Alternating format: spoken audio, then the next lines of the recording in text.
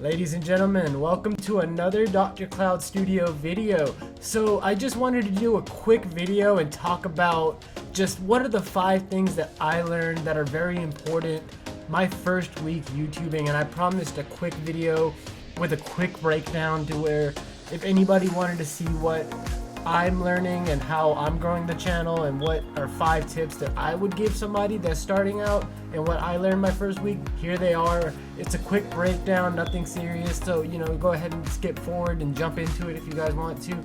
And actually, you know what, let's all just jump into it. We're going, let's go, let's do it.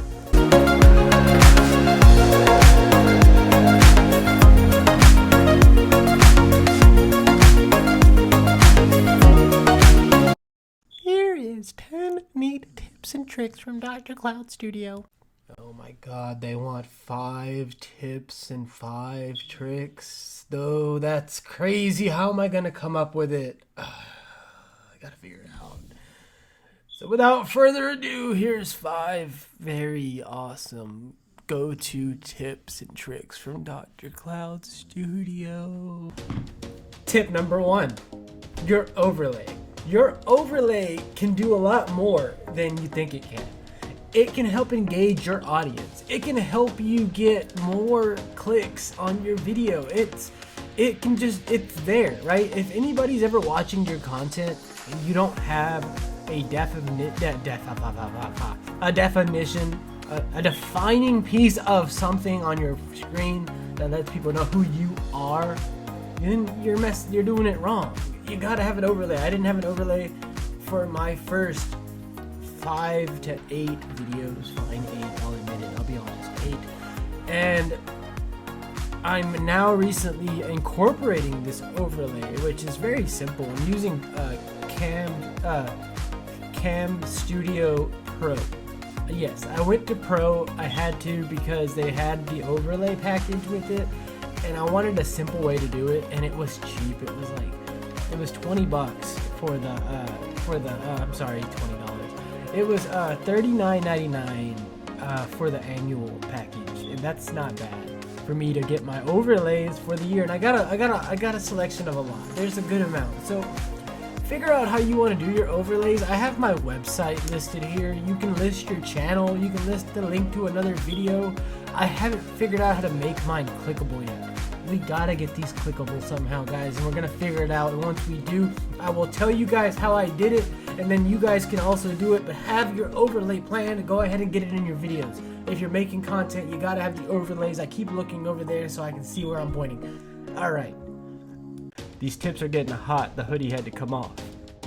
Tip number 2, know your audience. Who are you making content for? Have you thought about that? Have you contemplated it? Have you took a minute to really understand what your content is trying to achieve? Well, look at it this way, right? You have your niche, but just remember this. Your niche breaks off into different tiny little paths, if that makes sense. So for example, you can have a niche and you can make a video, but then you can break that video down into different segments and go off into these separate paths and see how they perform. Try different things. Stick to your niche. Definitely stick to your niche. Research your audience. Research is very important, but you know better than anybody else who you're trying to reach and what your niche is, so I'm not going to go into much more detail other than just know your audience, right? Know your audience. I'm trying different things. That's why I wanted to go ahead and point that one out. So let's go ahead and jump into the 3rd tip, right? 30. We're getting there. We're getting to 3. Tip number 3. Your playlist matters. Yes, I think that I went into a little tangent about this before. Making playlists matter. They all rank individually and separately than the content that you create. So you can upload a video today and then create another playlist today, and then that means that you created 2 separate pieces of content, not 1, but 2, and each will rank differently on YouTube, have their own amount of views, but the playlist will help your piece of content that you created rank better than it would without the playlist. But go ahead and have the playlist rank too while you're at it. Make your playlist. Check out the feature in YouTube Studio, when you upload a video, YouTube asks, do you want to add this to a playlist? Go ahead and start putting your content into playlists and planning ahead and categorizing it and kind of breaking off into your paths that I was like mentioning before on tip number 2 with your niche.